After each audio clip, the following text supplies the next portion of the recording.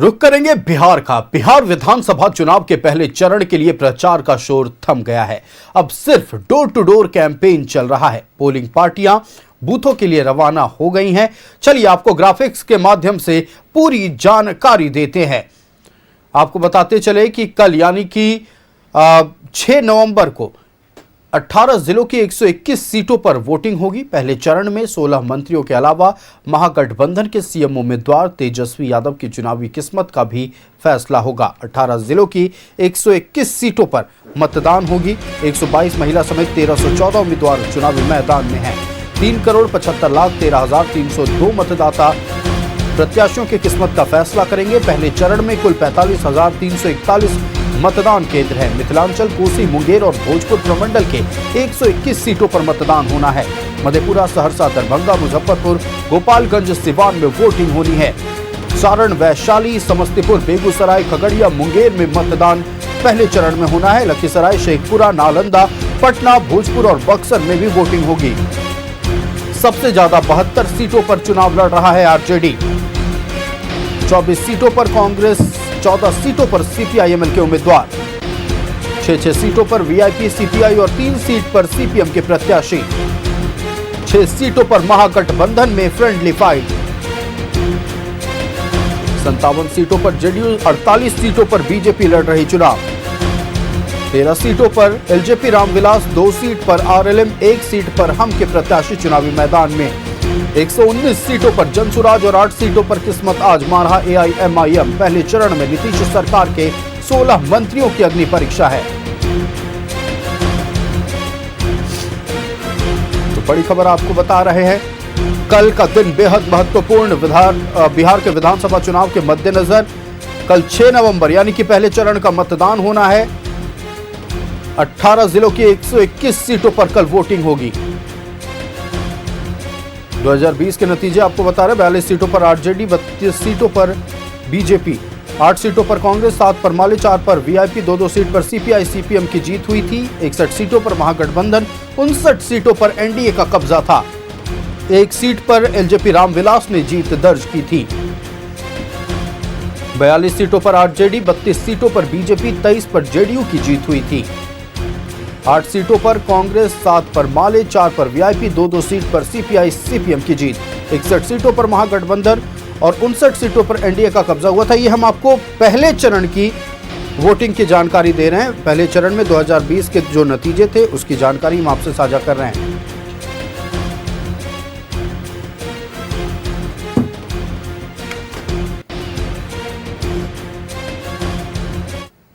तो चलिए काउंटडाउन शुरू हो चुका है और अब से कुछ ही घंटे बाद बिहार विधानसभा चुनाव के पहले चरण का मतदान होगा। 6 नवंबर कल का तारीख बेहद महत्वपूर्ण होने वाला है। माना यह जाता है कि पहले चरण को जिसने साध लिया बिहार में सरकार उसकी ही बनती है। संवाददाता अस्मित हमारे साथ पटना से लाइव जुड़ रहे हैं, उनके पास चलते हैं। अस्मित, कल का दिन बेहद महत्वपूर्ण, काउंटडाउन शुरू हो चुका है।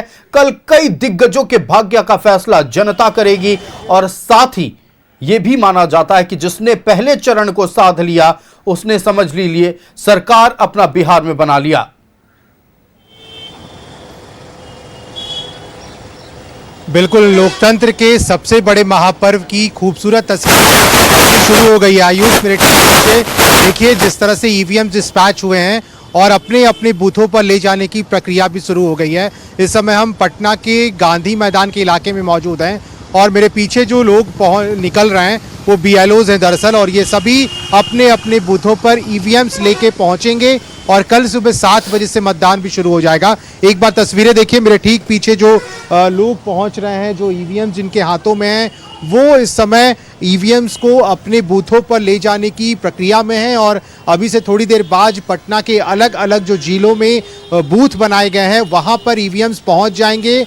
बहुत सेफली ईवीएम्स को पहुंचाया जाएगा। उनके साथ जो पुलिस के जवान हैं वो भी मौजूद हैं। सुरक्षा व्यवस्था पुख्ता किए गए हैं पूरे बिहार के अंदर और खास करके पटना में भी, क्योंकि पटना जिले के सभी विधानसभा क्षेत्र में सुबह 7 बजे से कल मतदान शुरू हो जाएगा और ईवीएम्स वहां पर लेकर पहुंचेंगे बीएलओज।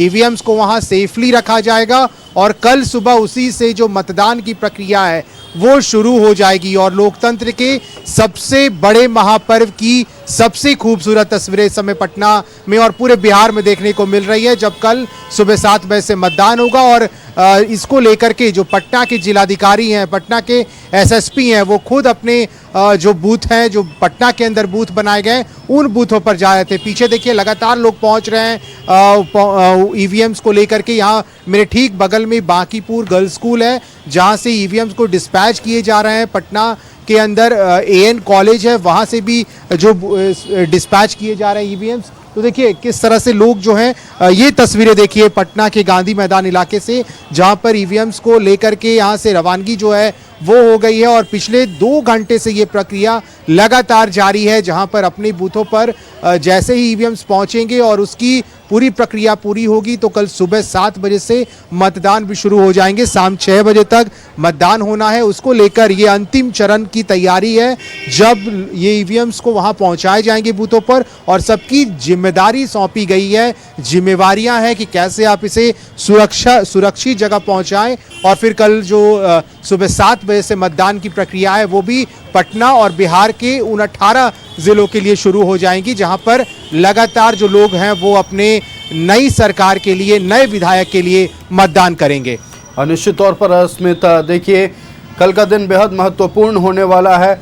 आप बने रहिएगा स्मित, हमारे साथ तस्वीरें दिखाते रहिए। संवाददाता रुचि भी हमारे साथ लाइव जुड़ चुकी है। रुचि देखिए, और अब की बात कर ले तो अब तमाम पोलिंग पार्टी अपने निर्धारित बूथों के लिए रवाना हो चुकी है। संवेदनशील बूथों पर सुरक्षा के कड़े इंतजाम किए गए हैं।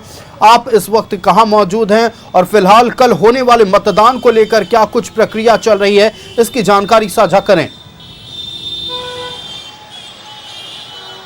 देखिए आयुष, कल होने वाले मतदान के लिए प्रक्रिया लगभग पूरी कर ली गई है। 121 विधानसभा सीटों के लिए कल मतदान होना है और ऐसे में जितने भी वो तमाम प्रत्याशी हैं, 1314 प्रत्याशी जो हैं इस चुनावी पहले चरण की चुनावी प्रक्रिया में चुनावी मैदान में थे और अब उनके जो किस्मत का फैसला है वो कल ईवीएम में कैद होना है और इसके लिए तैयारी लगभग पूरी कर ली गई है। कल सुबह 7 बजे से मतदान की प्रक्रिया जब प्रारंभ होगी तो कई ऐसे मॉडल बूथ बनाए गए हैं, वहां पर सारी सुविधाएं जो हैं वो देखने को मिल रही हैं और देखिए कई बूथों का न्यूज़ 11 भारत ने जायजा भी लिया।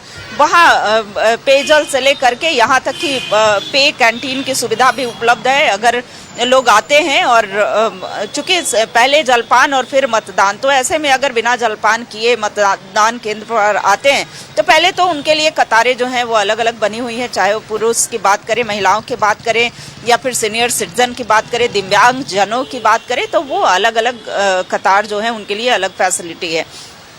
दूसरी तरफ जो खास करके महिलाओं के लिए हैं वहाँ पर भी वो सुविधाएं देखने को मिल रही हैं और कैसे स्वच्छ और मतदान हो सके, निर्भीक रूप से मतदाता जो हैं वो ज़्यादा से ज़्यादा संख्या में मतदान केंद्र पर पहुंचे, इसके लिए चुनाव आयोग का भी अब पूरा खेल आयुष देखिए चुनाव आयोग पर डिपेंड करता है और चूंकि मतदान की प्रक्रिया जब पूरी होगी उसके बाद मतगणना की तारीख जो है वो 14 है, यानी कि 14 को उनकी किस्मत का फैसला जो है वो सामने आ जाएगा, सबके बीच आ जाएगा। देखिए कई साइलेंट वोटर्स होते हैं जिन्हें आंकना जो है वो मुश्किल होता है। हालांकि एनडीए ने अपनी पूरी ताकत झोंक दी, दूसरी तरफ महागठबंधन ने अपनी पूरी ताकत जो है पूरा दमखम लगाया था, तो ऐसे में कह सकते हैं कि दावे दोनों तरफ से हो रहे थे कि हमारे प्रत्याशी जो हैं वो कैसे जीतें और इसके लिए एनडीए की तरफ से अगर बात की जाए तो प्रधानमंत्री नरेंद्र मोदी से लेकर के और गृह मंत्री अमित शाह हो, केंद्रीय मंत्री नितिन गडकरी की बात हो, यूपी के मुख्यमंत्री योगी आदित्यनाथ की बात हो, असम के मुख्यमंत्री हिमंता बिस्वा शर्मा की बात हो, तो इस चुनावी सभा को संबोधित करना हो या फिर रोड शो के माध्यम से हो, अपने प्रत्याशी के पक्ष में मतदान की अपील जो है वो सबने की है। अब इंडी गठबंधन से यानी कि महागठबंधन से अगर बात की जाए तो राजद से तेजस्वी प्रसाद यादव जो है वो अकेले मोर्चा संभालते हुए दिखे, कांग्रेस से राहुल गांधी, प्रियंका गांधी तक जो है वो पहुंची थी। तो अगर जदयू से बात की जाए तो जदयू से जो एनडीए में शामिल दल हैं, जदयू वहां से नीतीश कुमार से लेकर के और जदयू के भी कई दिग्गज नेता जो हैं वो निश्चित तौर पर कई दिग्गजों के भाग्य का फैसला होने वाला है। रुचि, हम इस पर बात करेंगे, आप हमारे साथ बने रहिएगा। अस्मित भी हमारे साथ बने हुए, संवाददाता आनंद हमारे साथ लाइव जुड़ चुके हैं। आनंद के पास चलते हैं। आनंद, देखिए कल होने वाला चुनाव महत्वपूर्ण इसलिए भी माना जा रहा है क्योंकि अगर 2020 के चुनावी परिणाम की बात कर ले तो महागठबंधन को पहले चरण में 61 सीटें मिली थी, वहीं एनडीए को 59 सीटें मिली थी। यानी पहले चरण में ही कांटे की टक्कर पिछली बार भी नजर आई थी और उम्मीद की जा रही है वैसी ही टक्कर या उससे बड़ी टक्कर इस बार देखने को मिले।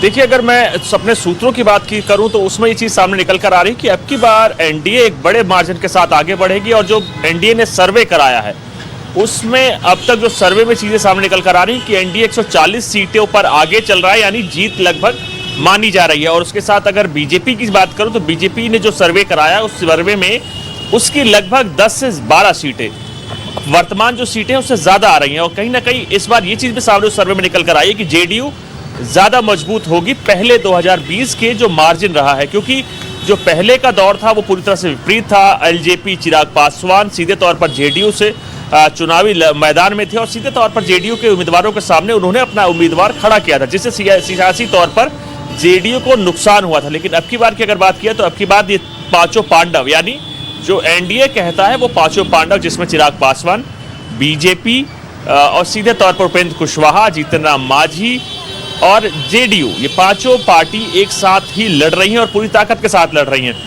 तो वो चीज़ सर्वे भी कहीं ना कहीं जो सूत्रों ने हमारे बताया, सर्वे में चीज़ें सब निकल कर आई है कि सीधे तौर पर उसका फायदा एनडीए को हो रहा है।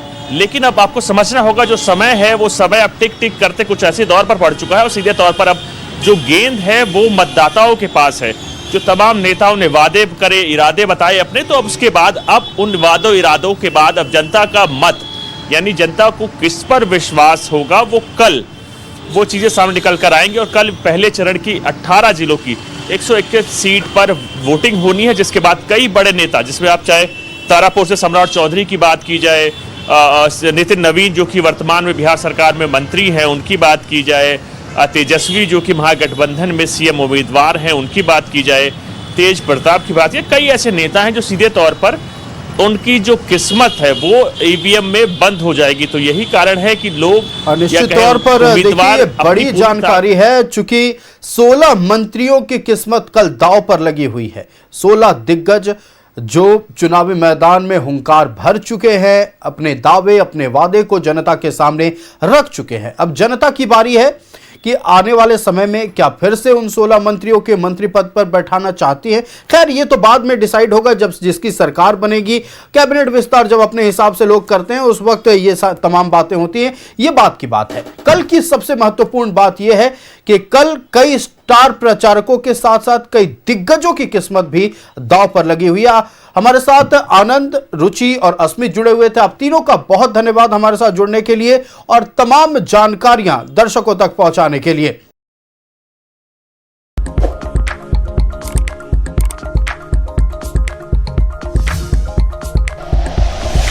Like and share videos, subscribe करें हमारा चैनल और प्रेस करें बेल आइकॉन। न्यूज़ 11 भारत, सच है तो दिखेगा।